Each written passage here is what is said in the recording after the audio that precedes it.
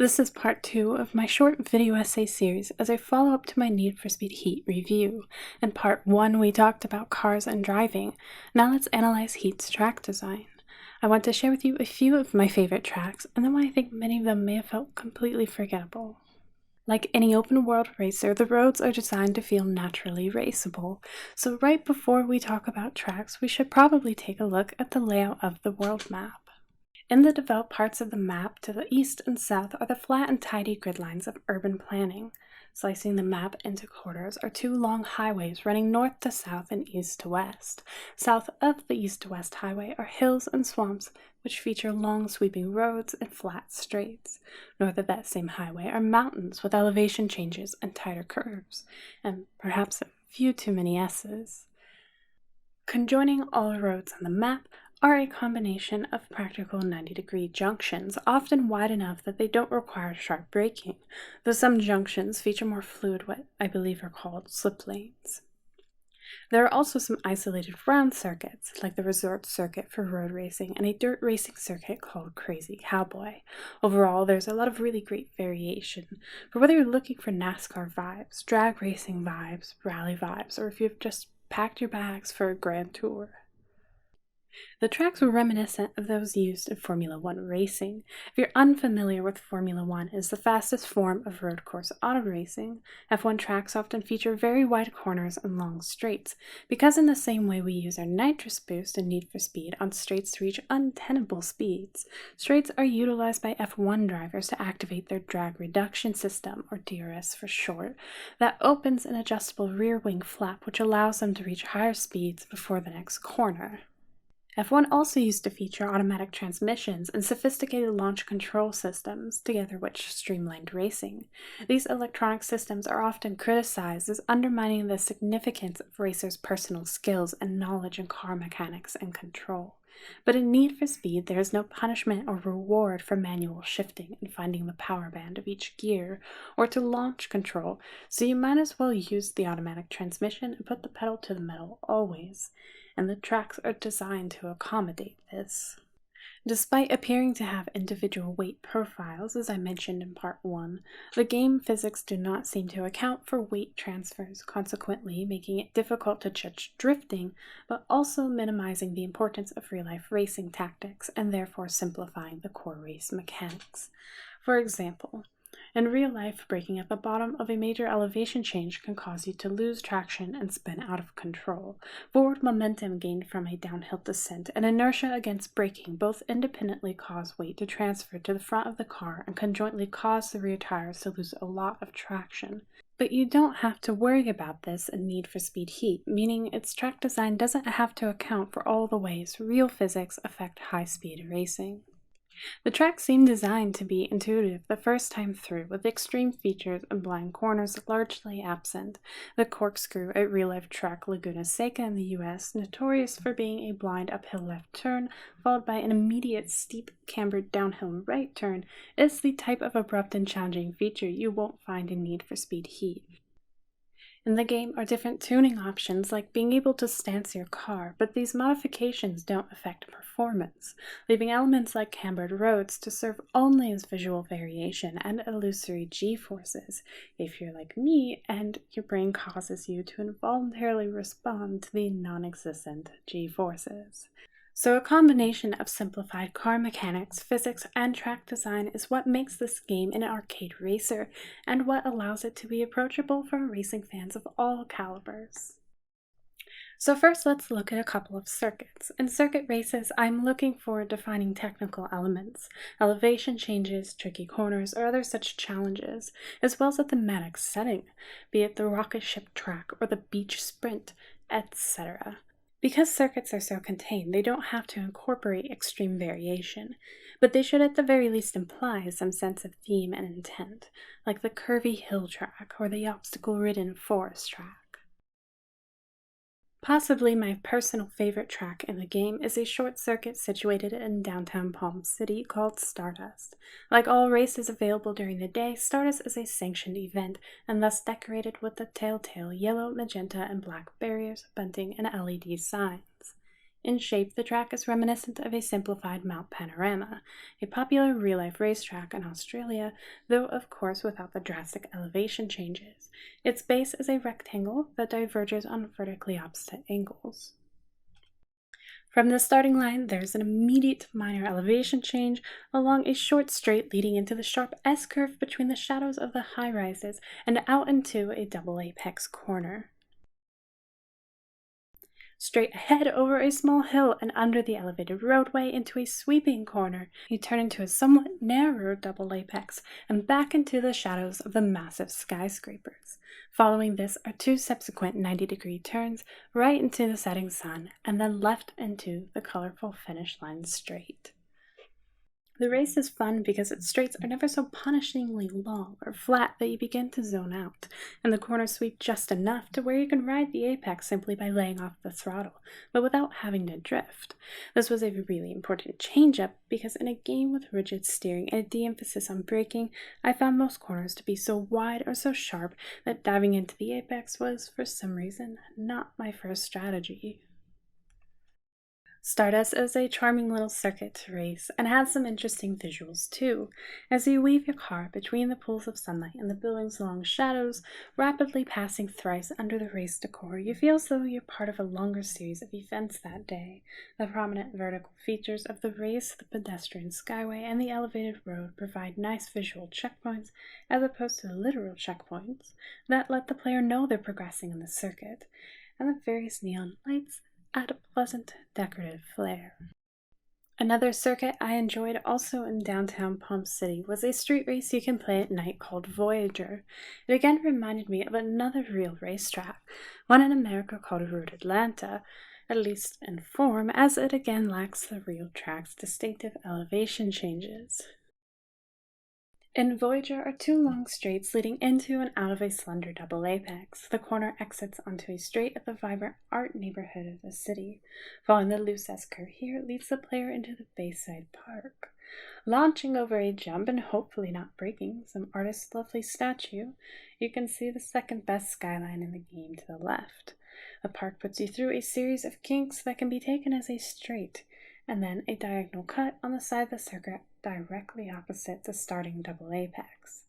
Out of the loose kinks is a right-hand turn zipping toward an increasing radius corner under the metro rail and through an empty parking lot.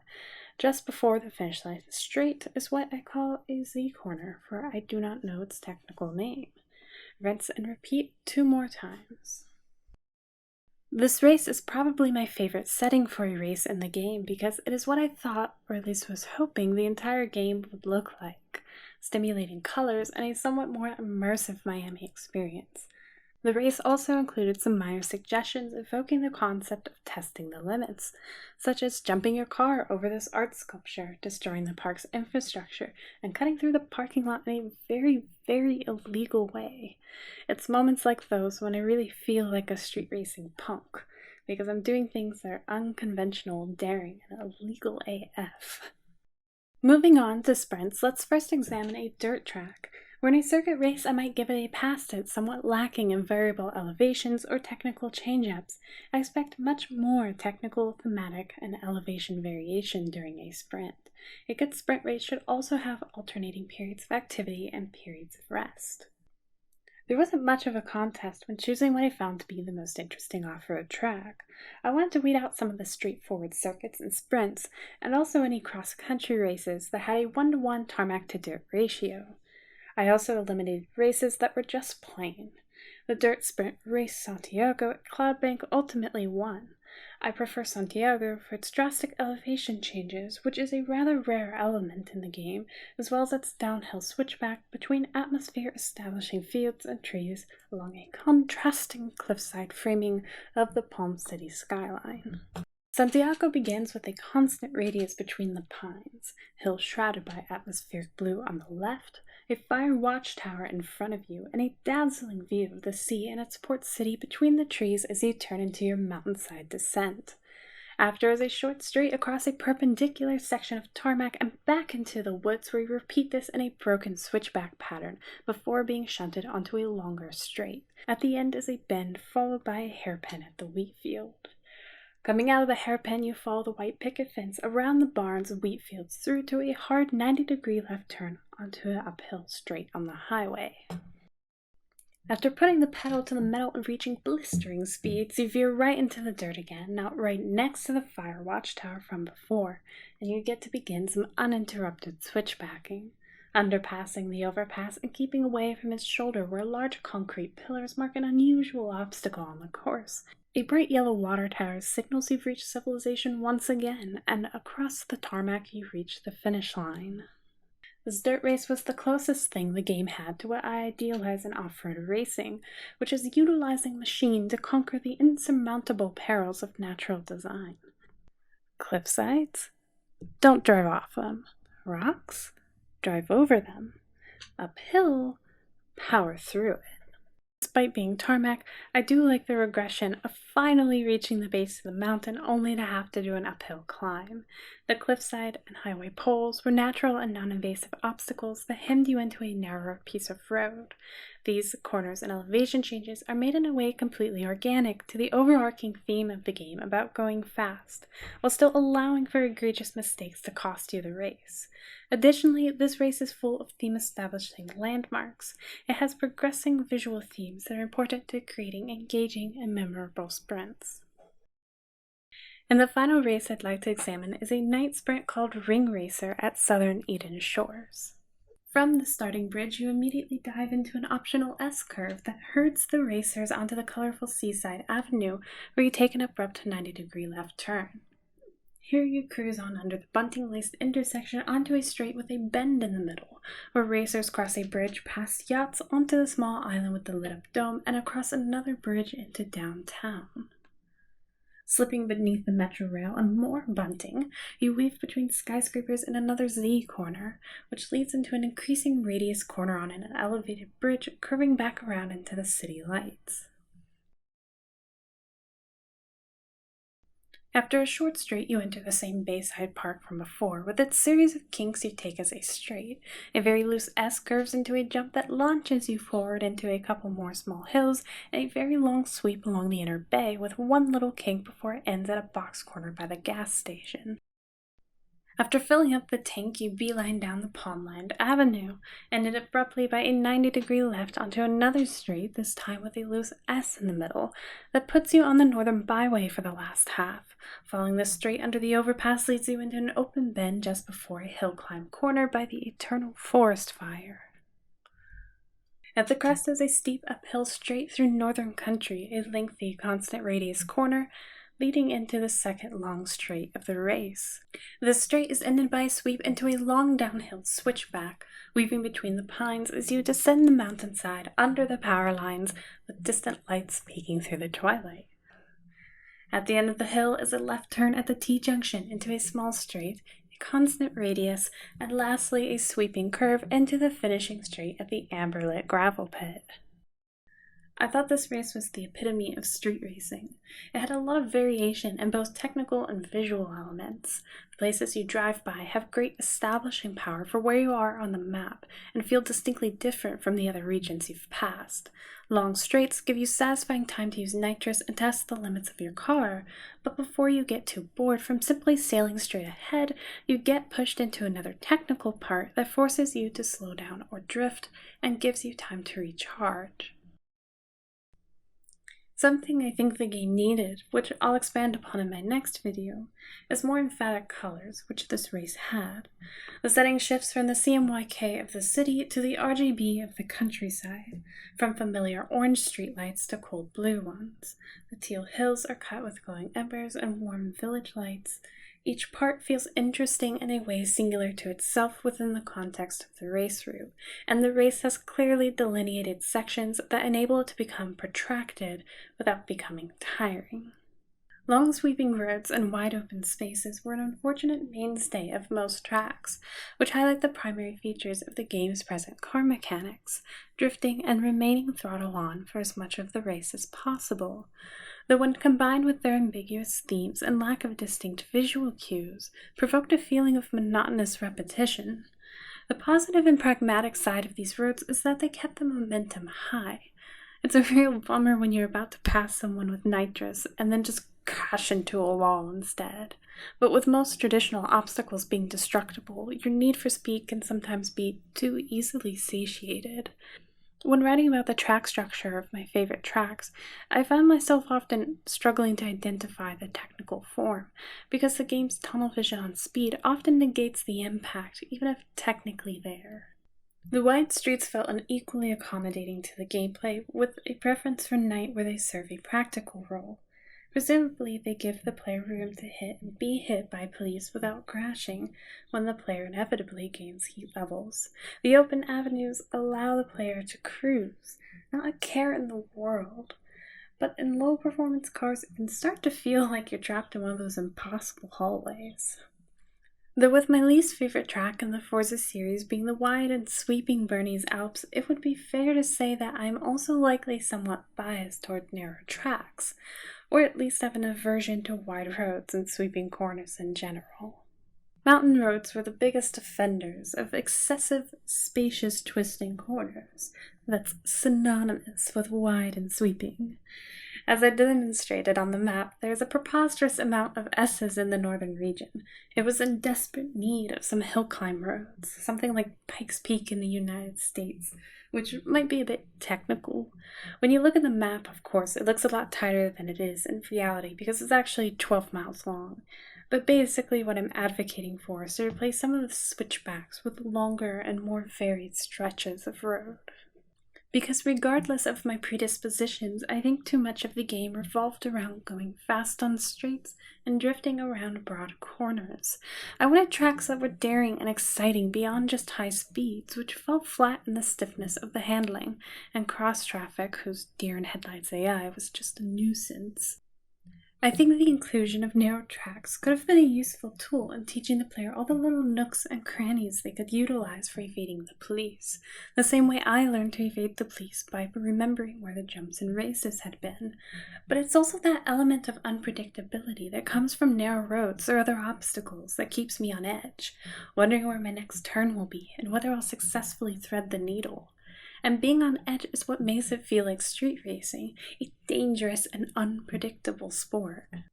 Being that this is an arcade racer with minimal physics and stiff car control, traditional tracks can feel empty and straightforward.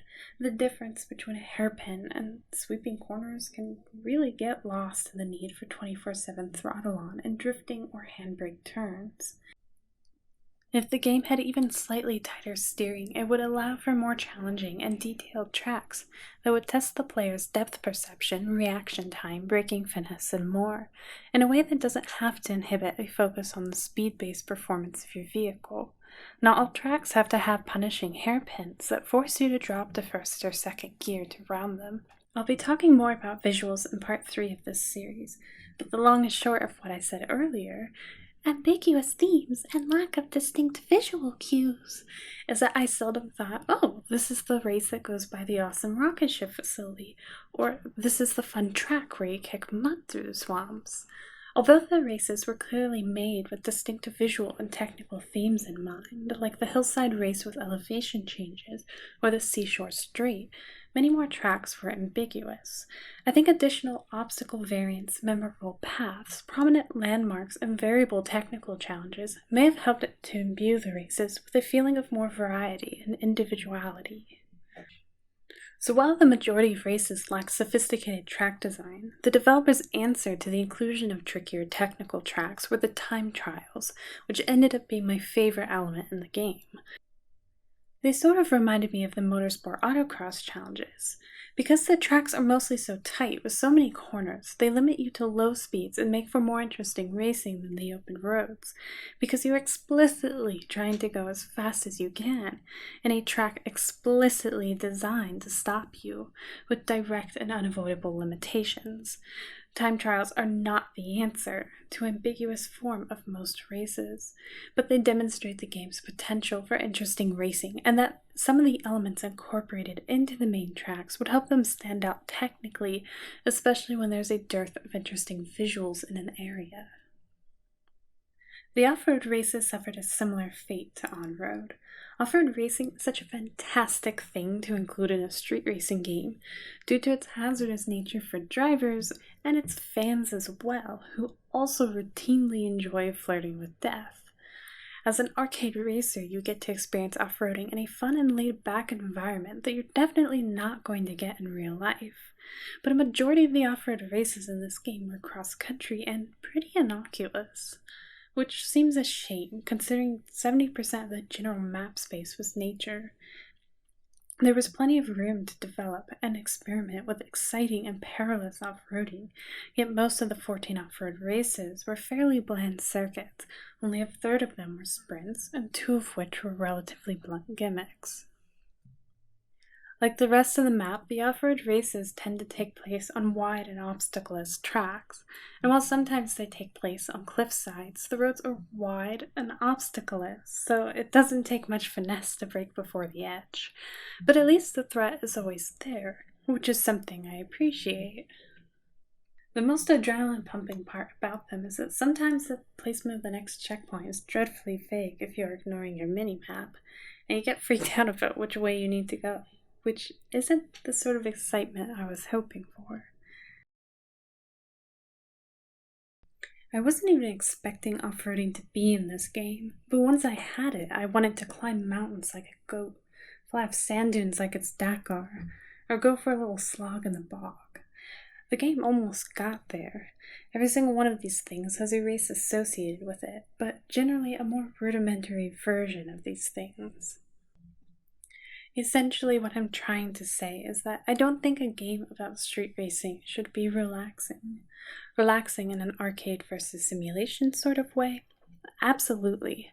But if you take away all the dangers of street racing, not only are you backing yourself into a sort of ethical conundrum, you're basically not making a game about street racing. You might as well make it a toy box style racing game with a fake city like it's Andy from Toy Story playing on one of those roadmap rugs for kids. Street racing is insanely dangerous. You install hazardous and illegal parts like nitrous that can blow up your fucking car. Race on public roads where animals, pedestrians, and other civilian traffic linger. And you might even just run into a random object that's not going to give away. The fact that this game already has everything is destructible, pedestrians is unkillable, makes it fast-paced and lighthearted, but it really diminishes the feeling of risk that makes street racing heart-pounding. This feeling is anchored to my reasoning about why the game needs more technical elements, more stunts, more danger-related action. The racing has an element of predictability unbefitting to street racing. The additive repetition of track design and visual cues, or lack thereof, are what make the different tracks feel monotonous. Likewise, the additive variation cures it. In the third and final part of my Need for Speed Heat analysis series, I'll be discussing the game's themes and world design.